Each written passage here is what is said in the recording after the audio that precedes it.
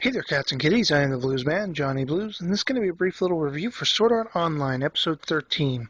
Really enjoyed this episode, but I have to say it threw me for a loop because I was under the impression we were going to have a sort of laid back, wholly just relaxing, maybe a little bit filler-esque episode, and the first half of it was definitely that, but it ramped up from the middle onward and left us with one hell of a cliffhanger, I have to say.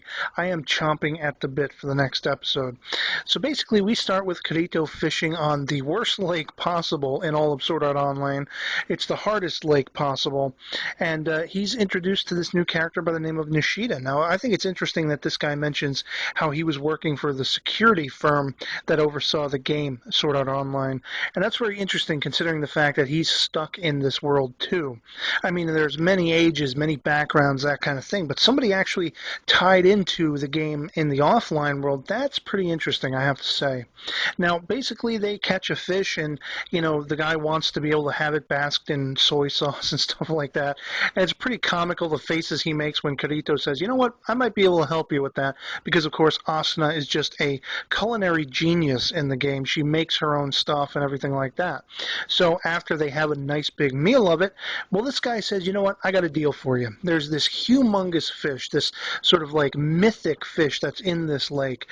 I want you to help me catch it, that kind of thing. And I just thought it was absolutely hilarious the next day or whatever it is, or a couple days later when this big event's going to be taking place. And literally everybody has just come out of the woodwork to see this happen. Now, of course, the fish itself is just a monstrosity that once, they end up getting it out of the water, it's like running on land. It's like a lungfish or something like that. And I'm just like cracking up as I'm watching this. Asuna, she kicks off the jacket and she ends up lunging at this thing and just taking it down with one shot, and everybody is left awestruck, as well as myself. I mean, it was a perfect just way to end that whole scene. But of course, it's not without its sort of down tidings, because of course Kirito gets a message from Heathcliff, and we know, a message coming from this guy is probably going to be bringing with it bad news.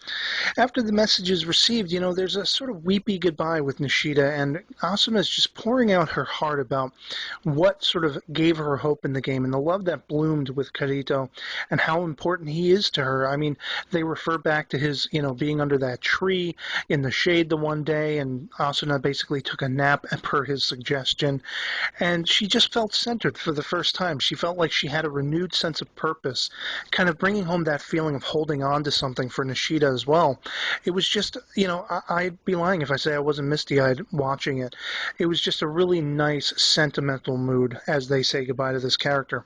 Of course, they go to see Heathcliff shortly thereafter, and he brings with him the bad news that I suspected he would. Basically, some of their forces have gone up against the latest boss on the highest level, and, 20 people went, and I think 10 people were wiped out in, like, the first 5 minutes. No trace of anything was found, including the boss, and so this is big doings. I mean, when they get everybody together, we see Klein and Egil show up, so I knew this was going to be some kind of a big mess, and I didn't know, again, I'm not familiar with the light novels, so I don't know who's going to be coming out of this alive and everything like that. They go and they decide to get together, but before this is a brief little scene once again between Kirito and Asuna that just stood out to me, because it's the first time that I can recollect that they bring up their real life bodies and being in hospitals. Now, somebody pointed this out to me who knew this from the light novels, but I was wondering about this, why haven't we heard about what's going on in the offline world with their real bodies? Are they even concerned with it?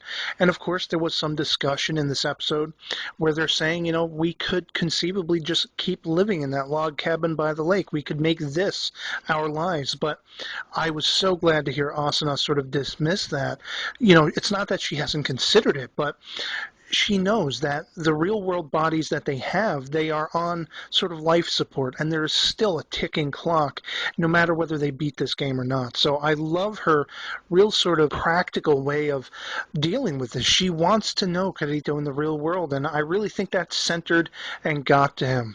And I mean, when we finally get to this boss fight, everybody has shown up for this thing, as I say, Egil, Klein, and they have just myriad forces, and so they enter this damn room, and the door shuts, and they know know they can't teleport out, and there's nothing. Nothing happens at first. It's Asuna who realizes after hearing a sound, she looks up and she realizes the monster's above them, and there's just this uber ugly, gigantic reaper-like centipede thing that drops down on them and just unleashes holy hell. I mean, in the first couple seconds, it looks like 10 people are taken out very easily.